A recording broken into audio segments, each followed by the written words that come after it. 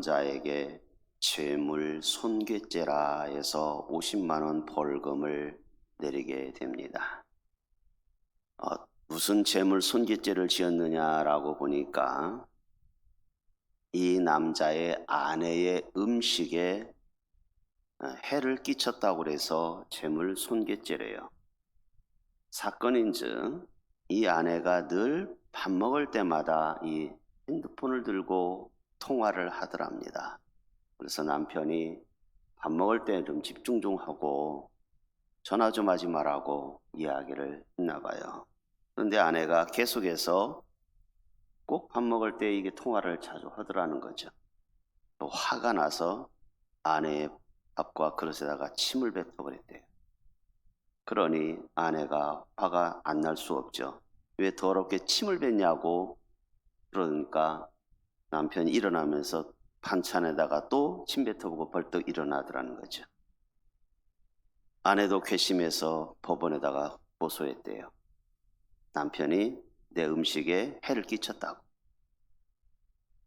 그걸 법원에서 받아들여서 판사가 재판부가 판결을 내리는데 이 남편이 하는 말이 내가 돈 벌어와서 내 돈으로 반찬 만든 건데 내가 왜 남의 재물에 내가 해를 끼쳤냐고 라고 이야기를 하니까 재판관이 한 판사가 하는 말이 피해자가 준비해서 먹은 음식이고 그렇다고 하면 당신이 돈을 벌어왔더라도 그 만든 사람은 바로 아내고 그 아내의 음식에 타인의 침이 섞인 것을 확신한 이상 그 음식은 포용의 가치가 없기 때문에 그 음식에 죄물 손괴죄는 맞다고 해서 벌금 50만 원을 선고했대요.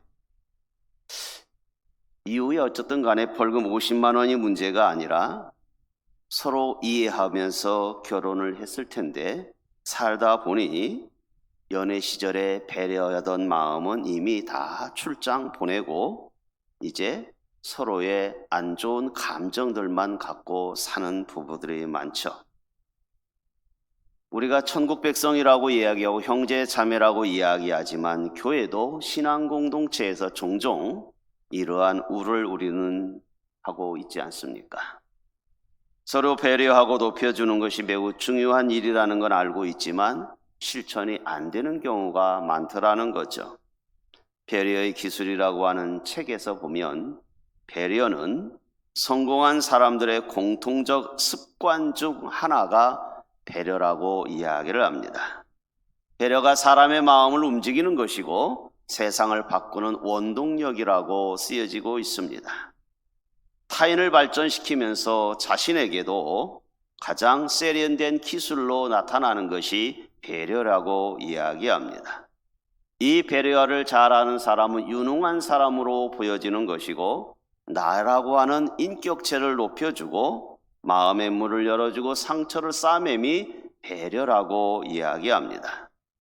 어찌 보면 배려는 행복한 사람이 하는 행위일 수도 있고 때로는 인격의 옷을 잘 입은 사람이 배려심이 있는 거죠. 서로 배려와 존중이 있는 교회는 성장을 안 하면 이상한 것이라고 생각할 수 있습니다.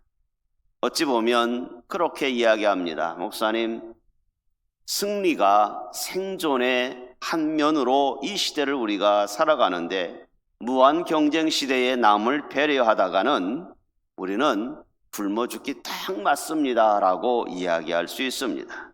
그러나 우리가 원론적으로 가서 보면 우리는 태어나면서부터 엄마의 배려 없이는 젖을 먹을 수 없었을 것이고 부모의 배려 없이는 성장이 안 되었을 것이고 살다가 나중에 죽으면은 죽음 이후에도 남의 손에 배려심이 없이는 시체가 장사 지내지도 못하는 것입니다.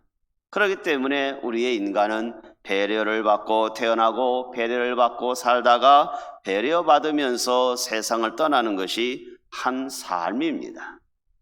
우리가 홀로 서 있는 나무를 향하여 숲이라 그렇게 이야기하지 않습니다. 아무리 큰 나무라 할지라도 산을 덮을 만한 나무는 없는 거죠. 작은 나무, 큰 나무 서로 공존해서 큰 숲을 이루는 것이란 이야기입니다. 자기 기준과 자기 눈높이에서 보니까 모든 것이 다 배려심을 잃어버린다는 이야기입니다. 본문으로 가서 보면 아브라함과 롯이라고 하는 인척관계입니다. 갈대아 우르에서 아마 아브라함은 그의 형님뻘 되는 사람과 같이 나왔다가 다 죽고 조카 롯만 남은 것 같습니다. 그런데 이 조카 롯을 후견인이고 배려자이면서 같이 동행을 계속해서 가나안 땅에 왔습니다. 오늘 보면 13장 앞에 있는 12장에 가서 보면 이 아브라함이 이제 자기의 식솔들을 이끌고 가나안 땅에 들어와서 살아보니 정말 젖과 꿀이 흐르는 땅인 줄 알았더니 하나님의 약속의 땅이 아니더니 가뭄이 듭니다. 먹고 살 것이 없다 보니 어쩔 수 없이 애굽으로 내려가게 됩니다. 남방으로 내려가다 보니 애굽까지 내려갔습니다. 그런데 애굽에 내려가서 보니 애굽 사람들이 볼 적에 평소에 보지 못하는 여인이 나타나게 됩니다. 아마 아브라함의 아내 사라가 굉장히 이뻤던 모양입니다. 피부 색깔이 좀 달랐겠죠. 왜냐하면 애굽은 아프리카 쪽 아닙니까? 그러다 보니까 아마 하얀 피부를 가진 여인이 오다 보니까 관심의 대상이 된 것 같아요. 이 소식이 이제 바로 왕의 귀에까지 들어가게 됩니다. 바로 왕이 아브라함의 가족들을 보니까 그의 여인이 이뻐요. 그래 바로 왕이 묻습니다. 저 여인이 누구냐고. 그러니까 아브라함이 하는 소리가 남편이요 가장이 하는 소리가 내 누이입니다. 적어도 한 남편이라면 목숨을 걸고 아내를 지켜줘야 되는데 그리 하지 아니하고 누이라고 속이게 되는 거죠. 바로의 입장에서는 그러면 나오고 관계 맺어도 되겠다고 하는 흑심을 품을 수밖에 없는 상황이 되죠. 하나님의 개입으로 애굽의 바로를 징계하게 되고 깨닫게 합니다.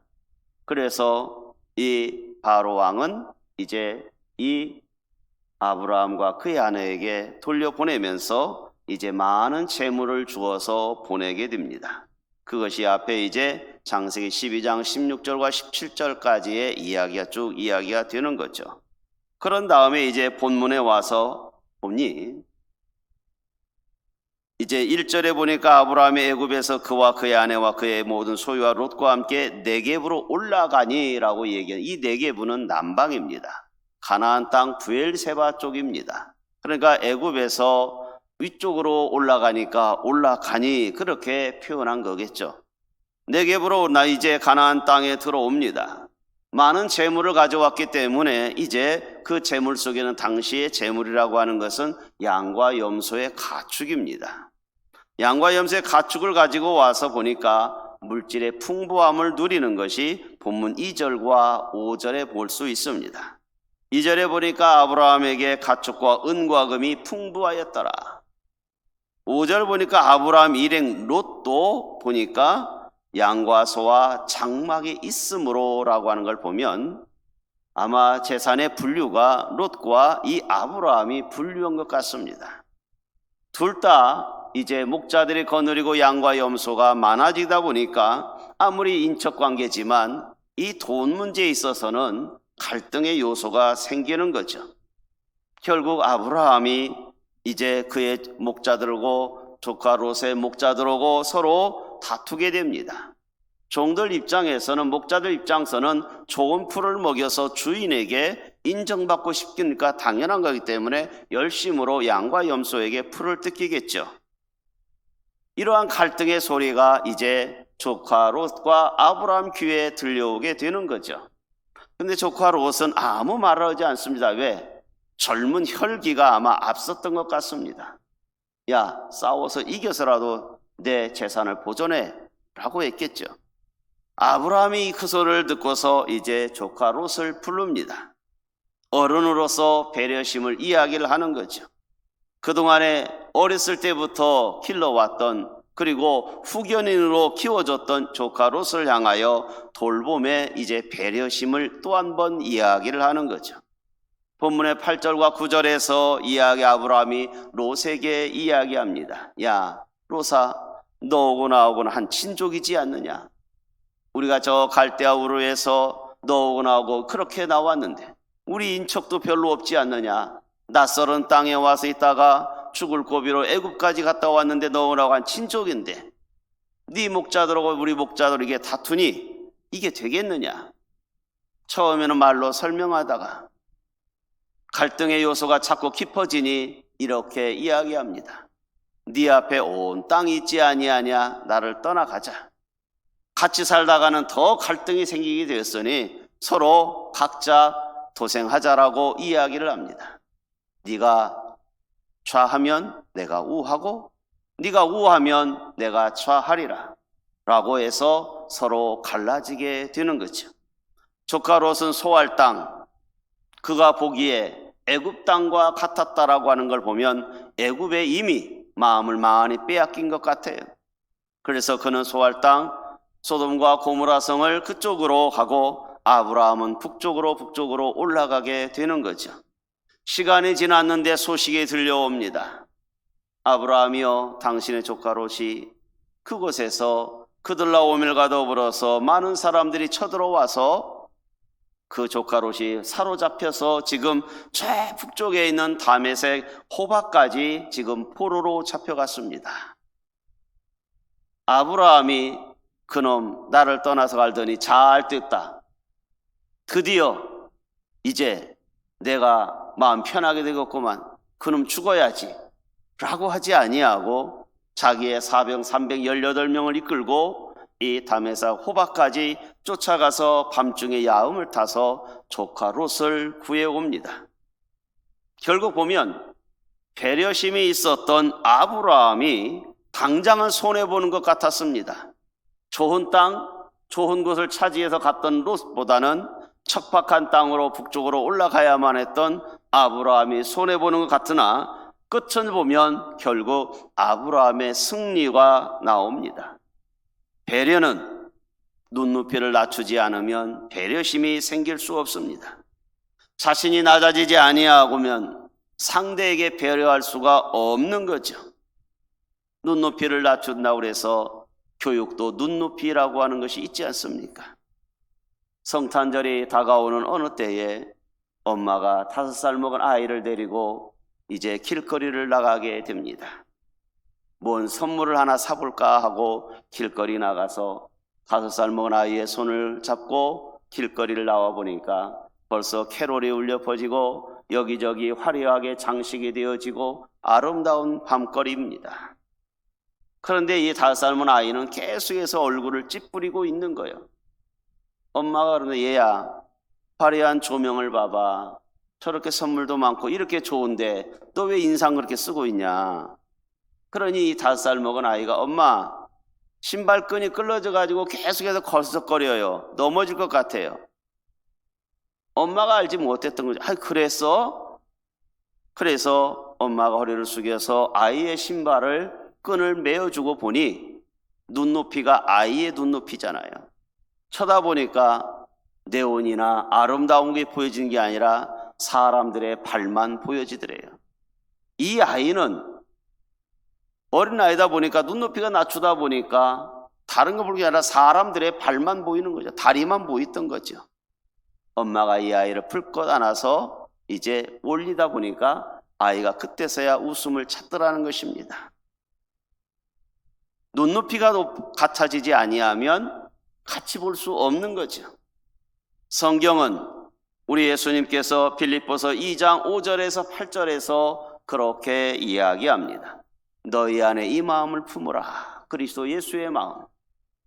근본 본체시고 하나님과 동등됨을 취할 것으로 여기지 아니하고 자기를 비워 종의 영처를 가지고 밑으로 사람들처럼 눈높이를 갖춰서 내려오니까 사람의 모양으로 자기를 낮추게 되니까 십자가에 죽기까지 낮춰보니까 우리의 심정을 아시는 분이라고 이야기를 하고 있습니다.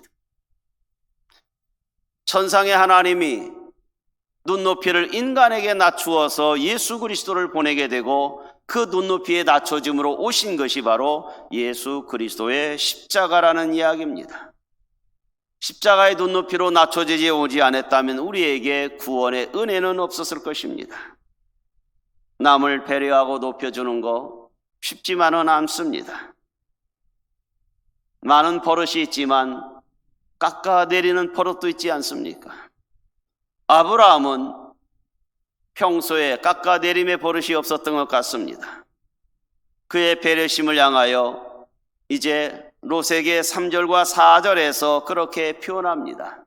그가 네겝으로부터 길을 떠나 베델의 이름이 베델과 아이 사이 곧 전에 장막 쳤던 곳이라고 이야기를 하고 있습니다. 아브라함이 이렇게 배려심이 발휘한 것이 무엇이었을까? 아브라함의 이 배려심은 어디서 나왔을까? 4절에 보니까 그가 처음으로 제단을 쌓은 곳이라 그가 거기서 여호와의 이름을 불렀더라. 아브라함의 이 배려심은 애굽에서의 많은 재물을 가져와서 풍부함에서 거기에 배려심이 나온 게 아니더라는 것입니다. 내가 물질이 많고 넉넉하니까 배려심이 있는 것이 아니라 그가 하나님을 만나고 베델에서 하나님 앞에 여호와의 이름을 부르니까 배려심이 생기더라는 것입니다. 다르게 표현하면 아브라함의 이 배려심은 예배하니까 하나님 앞에 제사하니까 배려심이 생기더라는 거죠. 예배에 충실하면 배려심이 생기더라는 것입니다. 아브라함의 이 인격 형성은 보십시오. 애굽에 가서 아내를 누이라고 할 정도로 그의 인격은 형편없습니다. 그것도 2번이나 반복했잖아요. 그럼 이 아브라함의 배려심은 어디서 나왔느냐? 그가 예배자가 되었을 적에 배려심이 있더라는 것입니다. 하나님과의 관계 회복이 되지 아니하면 배려심은 없더라는 것입니다. 지난날에 롯에게 후견인이요 보호자요 이러한 마음으로 그가 늘 살아왔죠. 그러나 재물이 서로 풍부해지고 넉넉해지다 보니까 인내심과 배려심은 사라졌습니다. 애굽에서 풍부하게 물질을 가져왔지만 그의 인격은 높아지지 않았다는 걸 알 수가 있습니다. 아브라함의 이 배려심은 인격의 형성은 하나님과의 예배 속에서 회복되더라는 것입니다. 교양 있는 품이 있는 그리스도인들은 다른 거죠. 싱가포르의 한 교회가 젊은 사람들로 인해서 젊은 목사와 더불어 20여 명이 개척을 하더니 나중에는 10,000명 넘는 교회로 성장했다고 합니다. 그 교회 성장의 비결을 이야기를 하는데 우리 교회 왔던 그 김종덕 교회 성장 연구소 김종석 목사죠. 그분이 한 이야기 중에 하나입니다. 그 교회가 성장을 한 이유가 뭐냐? 그 교회 성장의 이유는 그 교회 직분자들을 사역자들을 세울 적에 가장 먼저 보는 것이 있대요. 물질 많은 거 보는 것도 아니고 학력을 보는 것도 아니고 그가 성경 많이 읽은 것도 아니고 기도를 많이 하는 거 그것도 안 본대요. 특이하죠? 적어도 재물도 좀 있어야 되고 성경 많이 보고 기도 많이 했으면 교회 사역자로 세우는 거 당연하잖아요. 그런데 그게 기준이 아니더라는 거죠. 엄격한 기준이 하나 있는데 그 교회 사역자를 세우는 가장 큰 기준은 남을 배려하는 마음, 남에게 상처 주지 않는 언어를 얼마나 쓰는지, 그리고 얼마나 예의를 지키는지, 설사 어떤 것이 잘못되어졌을 적에 지적하는지 않는지, 겸손한 인격이 있는지, 이것이 그 교회 사역자의 기준이라는 것입니다. 그 교회 사역자의 목탄임 목사가 하는 이야기가 성경을 많이 알고 기도를 많이 하고 재능이 아무리 많이 있어도 무례한 행동으로 남에게 상처를 주면 교회에 도움이 안 되더라는 것입니다. 오히려 교만해지고 남을 충고를 잘하다 보니까 교회의 곤란한 문제를 더 야기시키더라는 것입니다. 공감이 가는 이야기입니까? 이 교회 부흥의 이유가 여러 가지 있지만 사역자와 지도자들이 다 인품이 훌륭하더라는 것입니다. 한번 생각해 보십시오. 여러분의 구역장과 교구장이 성경 많이 보고 기도를 많이 하는데 구역원들을 무시하고 때때로 상처를 주고 책망만 하는 그런 구역장을 원합니까? 조금 성경 지식이 떨어져도 구역원들을 격려하고 힘을 주고 어떤 구역장을 원하십니까?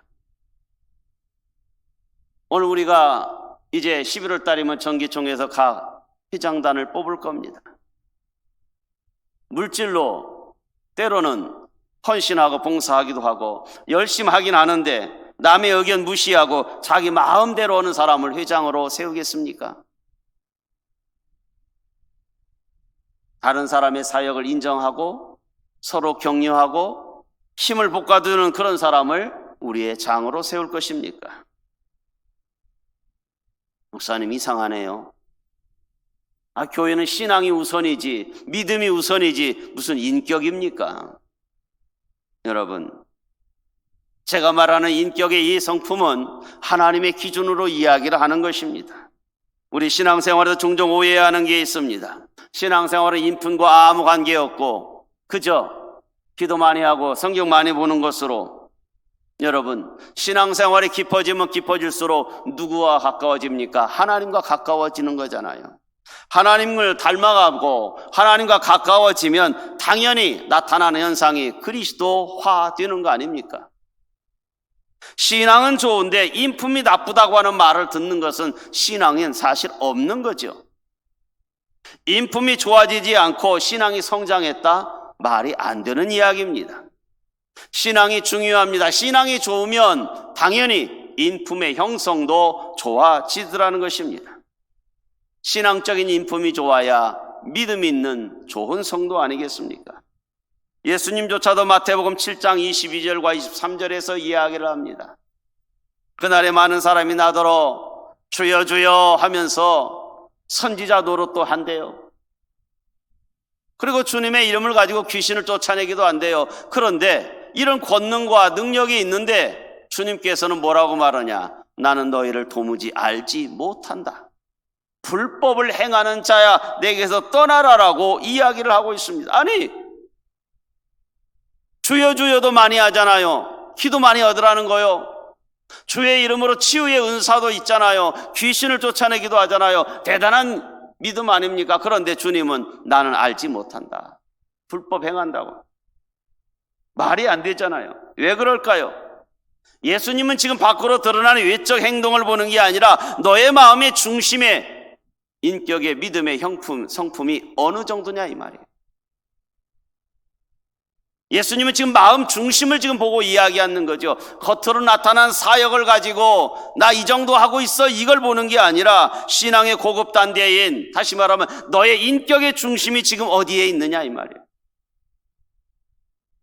우리 신앙인들이 귀한 인품을 가지려면 가장 기초 단계에서부터 벗어나야 되죠. 신앙의 초급 단계가 어디입니까? 주일 오전 예배라고 저는 생각해요. 적어도 주일 오전 예배 나오는 분들은 신앙이 없는 게 아닙니다. 신앙이 있습니다. 이 초급 신앙 단계에서 조금 벗어나는 사람들은, 제2단계 신앙 성장하는 사람들은 주일 오후 예배와 수요 예배에 동참자겠죠. 고급스러운 신앙 단계는 교회 중심으로 살면서 그의 열정을 교회 중심으로 하고 모든 일에 솔선수범하며 헌신하는 자라고 생각합니다. 이스라엘 백성들이 세상도 하나님도 동시에 섬긴 시대가 있습니다. 그때가 애굽 시대이고 또 하나는 엘리야 시대라고 생각합니다. 이스라엘 백성들이 고센 땅에서 그들이 오랫동안 살다 보니 애굽화가 되어 있습니다. 그러나 그들 중심에는 하나님의 선민이라고 하는 이 의식도 없어진 건 아닙니다. 이집트의 우상 숭배에 빠져 있었기 때문에 그들이 출애굽을 했을 적에 광야에서 송아지를, 금송아지를 만들어 놓고 우리를 인도해낸 신이라고 하지 않습니까? 하나님의 인도하심으로 출애굽을 하는데 저들이 금부치를 만들어서 금송아지 만든 걸 보면 애굽의 신도 섬기고 하나님의 신도 섬겼어요. 또 이스라엘 백성들이 엘리야 시대에 보니까 850명의 선지자들과 백성들이 다 둘러서서 엘리야가 이기냐, 바알 선자, 아세라 선자 이기냐라고 하는 걸 보면 동시에 그들이, 이스라엘 백성들이 우상과 하나님을 섬겼던 것 같아요. 나중에 여호수아가 이스라엘 백성들을 가나안 땅에 들여놓고 여호수아가 마지막 인사 중에 하나가 여호수아서 24장 14절에서 그렇게 이야기하는 거 아닙니까? 그러므로 이제는 여호와를 경외하며 온전함과 진실함으로 그를 섬겨라. 하나님 섬겨라. 너희 조상들이 강 저쪽, 애굽의 저쪽에서 섬기던 신들을 치워버려라. 이제 여호와만 좀 섬겨라. 가나안 땅에 들어와 있어도, 다르게 표현하면 오늘 교회 안에 들어와 있어도 세상의 물질과 세상의 권력과 세상의 것을 같이 갖고 있고 교회 신앙도 갖고 있더라는 거예요.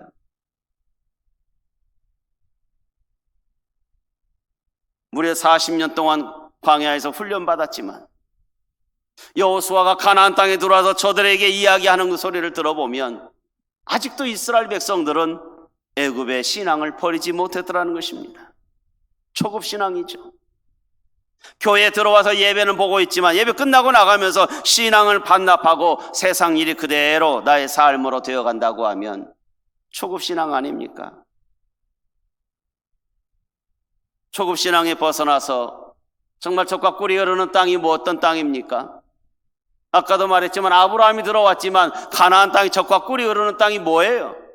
목초지가 좋습니까? 먹고 살기가 아니에요. 젖과 꿀이 흐르는 땅이라고 하는 것은 딱 하나입니다. 하나님의 임재와 같이 하고 있으면 그것이 젖과 꿀이 흐르는 땅이에요. 아무리 가난해도 부모님과 가족의 식솔들이 행복하고 있으면 거기가 젖과 꿀이 땅이지만 고대광실 아무리 아파트 평수가 좋고 물질의 넉넉함이 있어도 거기에 갈등의 요소만 있다고 하면 거기는 광야입니다. 하나님께서 함께 하시고 어려움도 극복하게 하고 그 땅에서 신앙으로 극복해 가는 곳이, 그곳이 바로 젖과 꿀이 흐르는 땅 아니겠습니까? 하나님이 우리에게 가장 먼저 원하는 것은 물질의 넉넉함과 행동의 삶을 우리에게 요구하는 게 아니라 우리의 중심이 철저하게 하나님의 은혜로만 살고 있다고, 하나님 중심이라고 하는 걸, 그걸 지금 원하고 있더라는 것입니다. 많은 사람들이 하나님의 은혜 받고 있습니다 라고 하는 걸 어떤 의미일까요? 마음에 하나님의 은혜가 있으면 평안하겠죠. 거기에는 내 업적을 내세우는 것이 아니라 나의 교만함을, 나라고 하는 것이 참쳐지고 오직 하나님의 은혜입니다, 모든 것이 하나님의 뜻입니다 라고 말하는 사람, 내가 부족하고 어려워도 하나님이 오늘도 나와 동행하고 있어, 이걸 확실한다고 하면 우리는 바로 그것이 젖과 꿀이 흐르는 마음이요 하나님의 임재가 있는 것입니다. 하나님만 믿어도 살만한데 우리는 믿을 게 너무 많은 거잖아요. 서로에게 유익을 끼치는 이 배려심은 나 자신을 내려놓지 아니하면 교회 공동체는 형성할 수가 없습니다. 좋은 성품의 고급 신앙은 나눔과 배려가 이제는 동반되고 있습니다. 고급 신앙에 보십시오. 레위기서 23장 22절에 가서 보면 고급 신앙의 인격자들에게 하는 말입니다. 너희 땅에 곡물을 벨 때에 가을 추수 되잖아요. 반 모퉁이까지는 다 베지 말아라. 왜? 그리고 떨어진 것도 다 줍지 말아라. 부스러기 줍지 말라는 거예요. 그것을 가난한 자와 거류민을 위하여 남겨두라. 나는 너희 하나님 여호와니라. 곡식을 벨 때 반 모퉁이 조금 남겨두라요. 배다 보면 떨어지는 이삭들 죽지 말래요. 왜? 하나님께서 하시는 의도가 뭘까요? 내 입장보다 너보단 더 힘든 자들을 이해하고 양보하라는 것입니다. 모퉁이에 있는 곡식을 다 베지 말라고 하는 것은 주의 일을 하는데요, 다 같이 하면 좋겠는데 꼭 처지는 사람이 있어요. 그 처지는 사람 저 따위에 행가 모르겠어라고 할 수도 있겠지만 그저 배려해 주래요. 양보하고 배려하는 마음이 있으면 그 사람도 언젠가는 은혜 받고 살 수 있더라는 것이죠. 우리가 하나님의 이 배려심이 없이는 구원함도 없습니다. 철저하게 하나님의 배려심으로 정말 모퉁이에 우리의 죄악이 너무 많은데도 불구하고 은혜로 예수 그리스도를 보내주셨어요. 주님이 배려한 걸 보면 떨어진 것도 죽지 말라고 하는 하나님의 배려심을 볼 수 있어요. 도대체가 구원의 은혜가 보이지 않는 성도가 우리 가운데 왜 없겠습니까? 왜 해가 되는 성도가 왜 없겠어요? 그러함에도 불구하고 너무 힘들어서 못 따라오는데, 신앙이 힘들어서 못 따라오는데 그냥 놔두라는 거예요. 가난한 자와 객을 위하여 놔두래요. 여기서 가난한 자와 객이 누구를 이야기합니까? 신앙적으로 가난한 사람이 우리 한둘입니까? 교회에서 문턱을 왔다 갔다 하지만 객처럼 교회에서 무슨 일이 있어도 전혀 상관없는 것처럼 교회 문턱만 왔다 갔다 하는 나그네처럼, 이 객처럼 하는 신앙인들도 있잖아요. 그냥 놔두래요. 이 말씀을 준비하면서 전 답답했어요. 하나님, 이게 뭡니까? 책망도 해야 되고 혼내치기도 해야 해서 어떻게든지 같이 공동체를 끌어가야지 그냥 놔둬요? 언제까지요? 주님은 그냥 놔두래요. 가난한 자와 객, 신앙이 아주 어려서 가난해요. 교회 주인이 의식이 없어서 그냥 왔다 갔다만 하는 사람도 있대요. 그냥 놔두래요. 여러분, 올 한 해 2달 겨우 남았어요. 우리 11월 달에 이제 각 기관장들 새로 뽑고 연말에 인사정책당에 하죠. 중심을 갖기를 원합니다. 하나님이신 예수님이 인간의 연약함을 알고도 우리를 높이기 위하여, 우리를 눈높이를 높이기 위하여 주님이 낮아지셨다는 거죠. 죄로 인해 죽을 수밖에 없는 인간을 살리기 위하여 참혹한 저 십자가 형틀에 내려오셔서 눈높이를 낮추어서 우리와 같이 손잡고 천국 가자. 예수님의 마음을 다시 한번, 아브라함이 하나님께 예배함으로 하나님 중심으로 살아서 그의 인격이 형성되었던 것처럼 오늘 우리가 예배 중심자 되고 하나님의 아들 예수 그리스도의 눈높이처럼 우리도 낮아져서 십자가까지 낮아져서 우리가 초원 공동체를, 아름다운 초원 공동체를 만들어 가기를 주의 이름으로 축원합니다. 기도하겠습니다. 하나님 아버지, 믿음의 사람들 모여 예배자가 되었습니다. 십자가가 우리를 배려하심으로, 내려오심으로 구원의 은혜를 베풀었던 것처럼 우리도 하나님 십자가의 정신으로 고급 인격자가 되게 하여 주시고 신앙의 성숙함을 나타내게 하여 주시옵소서. 예수님의 이름으로 기도합니다. 아멘.